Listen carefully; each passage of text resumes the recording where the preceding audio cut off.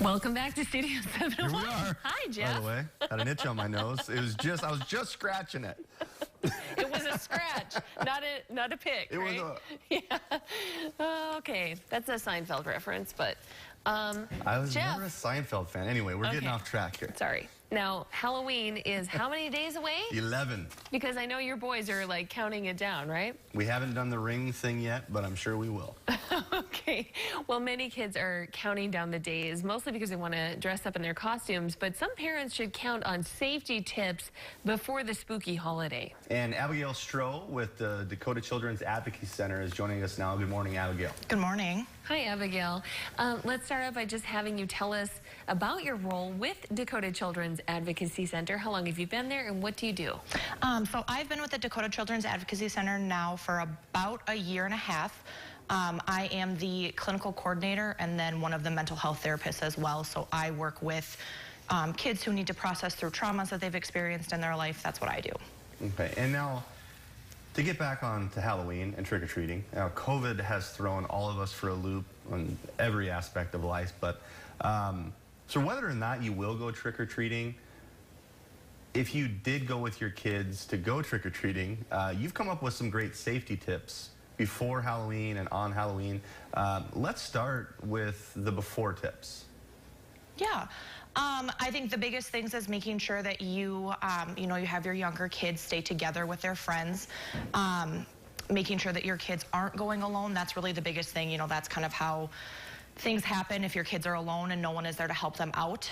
Always walking your younger children door to door to receive their treats. Making sure that they're wearing bright clothing. I think a lot of costumes lately seem to be kind of that like dark themed and you can't see your kids and cars can't see them on the streets. So some ways to do that would be to add some like glow sticks to their costumes, having them carry like a flashlight.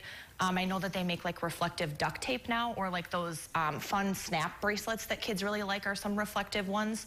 Those are some really fun ways that parents can get creative and still make sure that their kids are able to be seen, you know, while they're out there. Yeah, and kids love, you know, bright lights. They love glow sticks. So it's something fun for them. But as a parent, obviously, you're always thinking about safety and ways to keep them safe. Now, you also mentioned to teach children how to call 911 in an emergency. Can you kind of just go over that?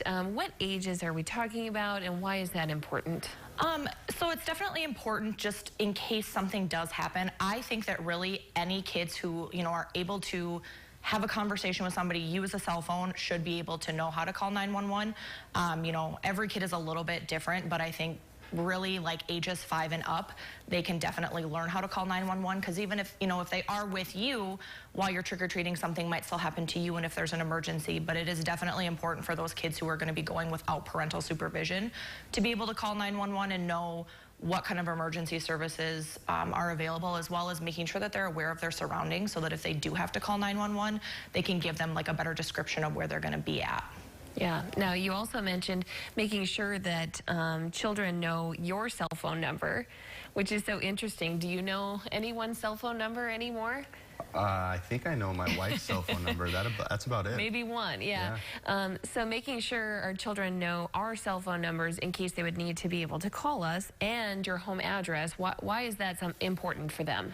You know, in case kids get lost, you know, maybe they don't remember your cell phone number, but they can tell an adult, a police officer, you know, people that we would consider a safe person, how to get them back home, as well as being able to contact you, you know, if they don't know your cell phone number, but maybe they know someone else in their life cell phone numbers, at least somebody to contact if something does happen so that we can make sure that they are staying safe.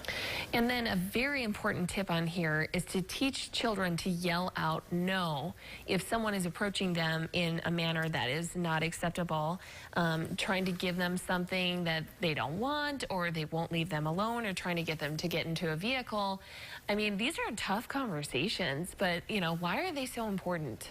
You know, they are tough conversations, but they don't have to be like those heavy conversations, but it is so important just because stuff happens. Like, you know, you don't want to think about it and you don't want to think that it's going to happen to your kid, but you want to make sure that your kid is prepared just because stuff does happen. And it seems like when things happen, it is always on Halloween. You know, there's less parental supervision, people are running around, there's just a lot of confusion happening, and the more attention that your kid is able to draw to themselves, the more likely they're able to get help if something is going to go wrong. And so that is the biggest thing.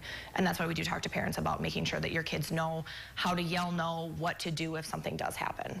Now, you gave us great before Halloween tips. Let's go back to the on Halloween tips. If we could pull up that CG really quickly, I want to go through this list. If we could, once again, if your children go trick-or-treating and they're older children, just make sure they stay together with friends, right? Yeah.